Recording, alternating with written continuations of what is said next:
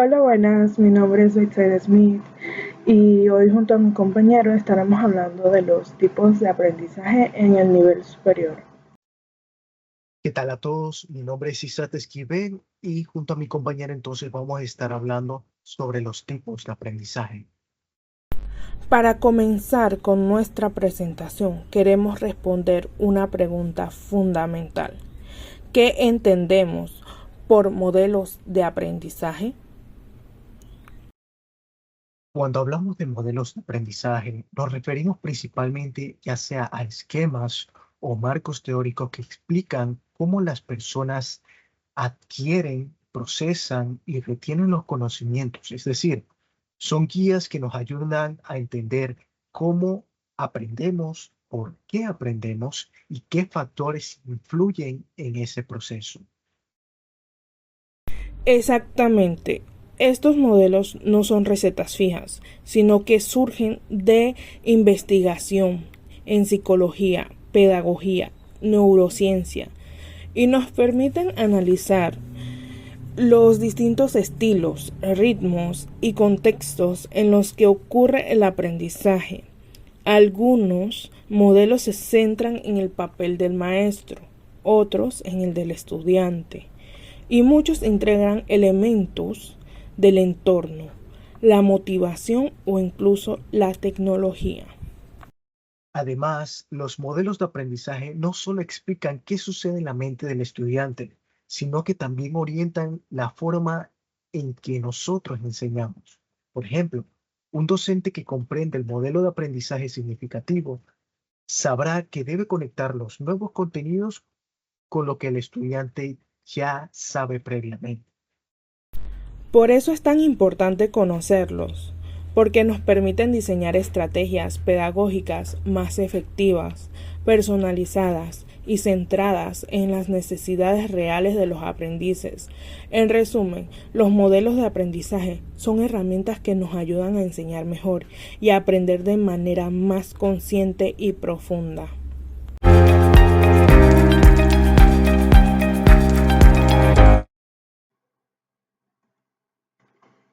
Aprendizaje implícito, explícito, significativo, por descubrimiento, memorístico y receptivo.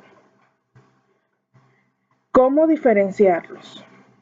En el aprendizaje implícito es el que ocurre de forma inconsciente, sin que la persona se dé cuenta. Por ejemplo, hablar un idioma materno, ya que por uno estar expuesto a él constantemente desde pequeño y solo escuchar, ya lo aprendes. El explícito es el aprendizaje consciente e intencional, desde que el estudiante sabe que está aprendiendo algo, ejemplo, estudiar matemáticas o historia. Aprendizaje significativo ocurre cuando el conocimiento se relaciona con lo que ya se sabe y tiene sentido para la persona. Entonces son conocimientos relacionados a situaciones que ocurren en nuestra vida. Aprendizaje por descubrimiento es cuando el estudiante explora y encuentra el conocimiento por sí mismo, guiado por el docente. Por ejemplo, resolver un problema matemático, un experimento y el aprendizaje memorístico. Es el que consiste en memorizar datos sin comprenderlos o sin relacionarlos unos con otros. Por ejemplo, aprender una lista de objetos o de fechas históricas sin saber qué ocurrió en ellas. Aprendizaje receptivo. Cuando el estudiante recibe la información ya organizada y explicada por el profesor sin tener que descubrirla por sí mismo.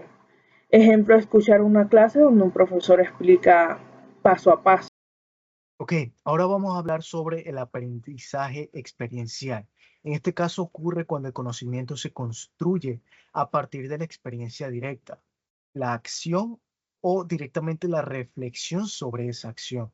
Es un enfoque práctico el cual es propuesto por David Cole, quien destaca el ciclo de aprendizaje en cuatro partes principales: la experiencia concreta, la observación reflexiva, la conceptualización abstracta y la experimentación activa. Este aprendizaje es realmente funcional en entornos, ya sean, por ejemplo, laborales, prácticas profesionales, laboratorios o simulaciones, por ejemplo. Y digamos que su objetivo es conectar el saber con el hacer, desarrollando competencias reales. El aprendizaje observacional entonces se va a basar en observar el comportamiento de otros y directamente sus consecuencias o los resultados que esto ofrecen.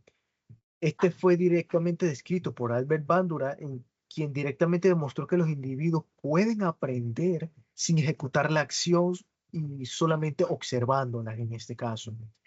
Y su funcionalidad es directamente esencial para el aprendizaje, ya que se basa tanto en las normas sociales, hábitos y destrezas motoras. Es muy utilizado incluso en educación, digamos, a nivel inicial y también en el entrenamiento profesional, ya que su objetivo es facilitar el aprendizaje por medio de modelos positivos, en este caso. Tenemos entonces el aprendizaje cooperativo.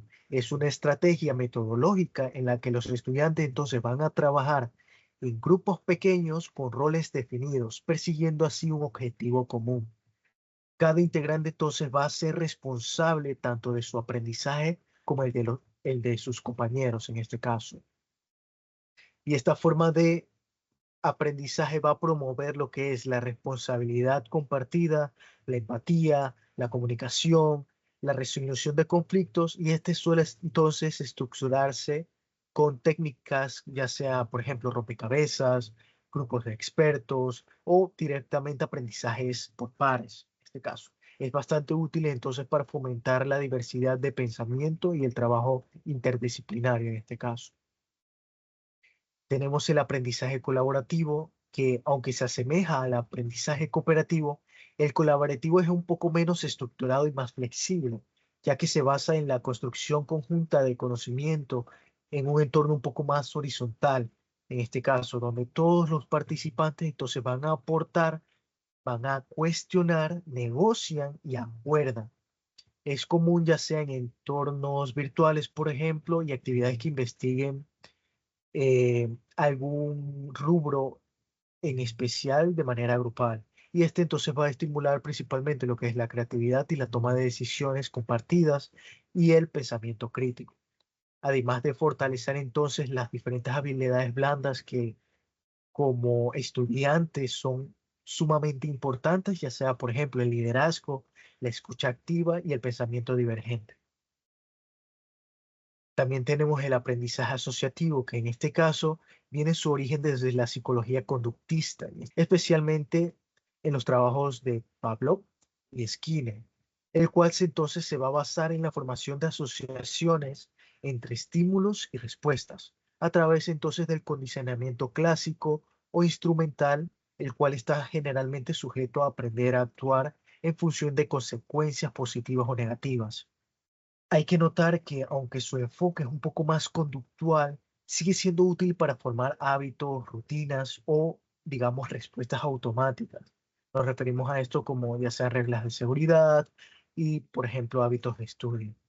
El aprendizaje no asociativo. Al contrario que en este caso el aprendizaje asociativo, este directamente no se va a formar a través de asociaciones entre estímulos. En cambio, este se va a basar principalmente en procesos como la habituación, en este caso, la disminución de respuestas entre un estímulo repetido o directamente la sensibilización, el cual es un aumento de respuesta ante un estímulo. Este tipo de aprendizaje entonces es frecuente, por ejemplo, en la primera infancia o directamente en el entrenamiento animal, pero digamos que también tiene implicaciones directamente en la educación emocional y la gestión de estrés.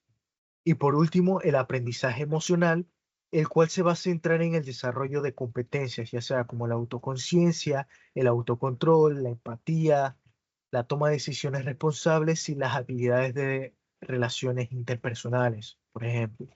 Este generalmente está vinculado a la inteligencia emocional y ha cobrado, digamos, gran importancia en módulos educativos integrales, ya que su funcionalidad es doble. Mejora tanto el bienestar del estudiante y potencia el rendimiento académico. Este entonces se va a implementar generalmente mediante programas de educación socioemocional, tutorías y, por ejemplo, en dinámicas de grupo, ya que su objetivo final es el de formar individuos más resilientes, más empáticos y más éticos. A continuación vamos a jugar un jueguito. Se van a mostrar diferentes tipos de escenarios, el cual tenemos que evaluar qué tipo de aprendizaje se nos está planteando. Empezamos. En un curso de informática, el docente hace que los estudiantes trabajen constantemente con un programa de edición.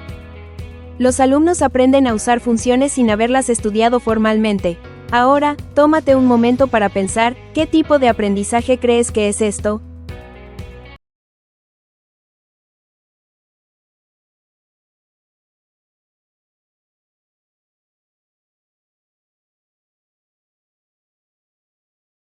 En una clase de física, el profesor hace una exposición oral con presentaciones y fórmulas organizadas. Los estudiantes toman apuntes sin intervenir demasiado. Reflexiona, ¿qué tipo de aprendizaje crees que es?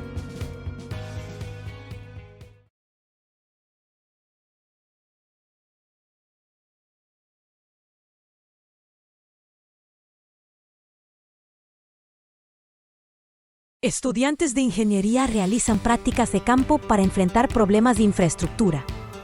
Ahora te pregunto, ¿qué tipo de aprendizaje es este?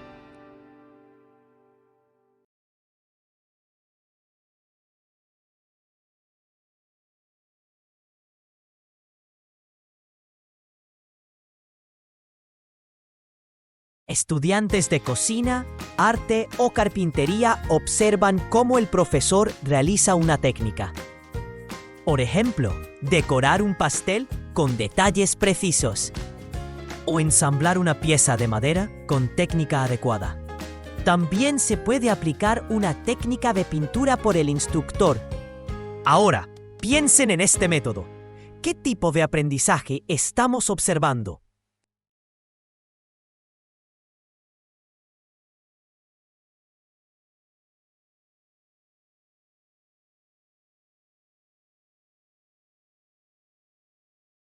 Estudiantes debaten sobre el impacto de la inteligencia artificial en la educación, compartiendo ideas y reflexionando sobre sus posturas.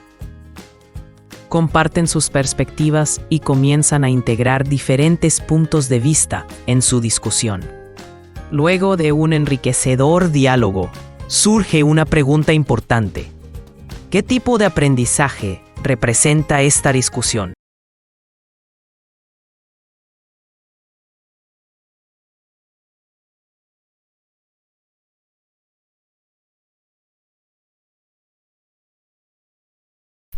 Recomendaciones.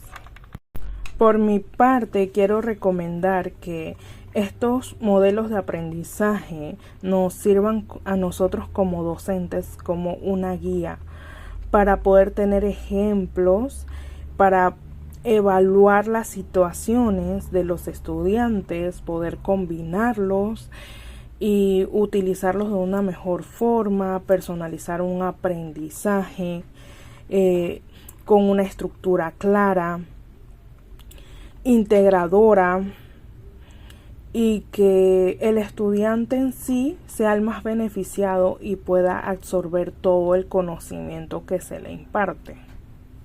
Por mi parte, una de las principales recomendaciones que podría mencionar es el adoptar un enfoque flexible y mixto. ¿A qué me refiero con esto? Que dado que existen múltiples tipos de aprendizaje, es importante que el docente también combine estas estrategias que puedan atender en cierta manera los diferentes estilos y necesidades, especialmente en entornos de diversos, como lo es en el campo universitario.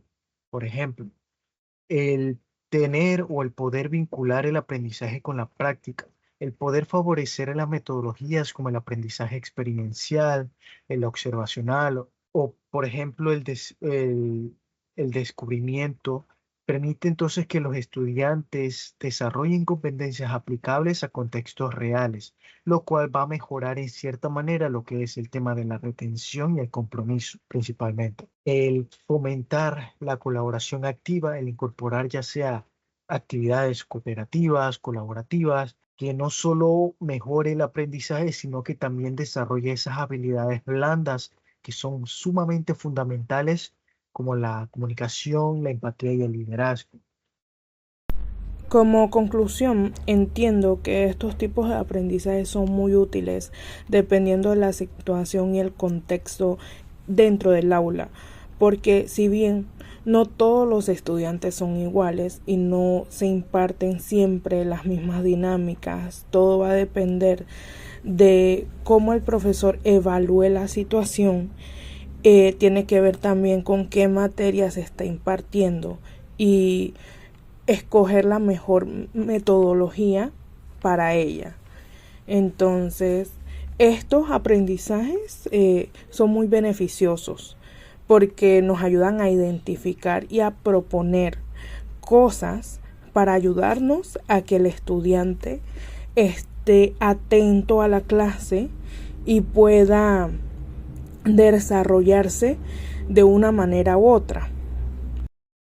Como conclusiones, por mi parte, en este caso, podemos decir que los diferentes tipos de aprendizaje no se excluyen entre sí, ya que al contrario, estos pueden tener o deben coexistir en el diseño que directamente el educador muestra como experiencias educativas, al igual que debemos conocerlos en gran profundidad, ya que ayuda al docente a tomar esas decisiones pedagógicas más efectivas, ya que generalmente está alineadas con los objetivos del curso y el perfil de los mismos estudiantes. Y hablando un poco más en lo que es el ámbito universitario, es, digamos, sumamente esencial, especialmente en carreras técnicas como lo son las ingenierías de sistemas, por ejemplo, la combinación entre lo que es la parte práctica, lo significativo y lo colaborativo es, digamos, sumamente clave para lograr entonces un aprendizaje que les pueda servir a los estudiantes para un futuro profesional.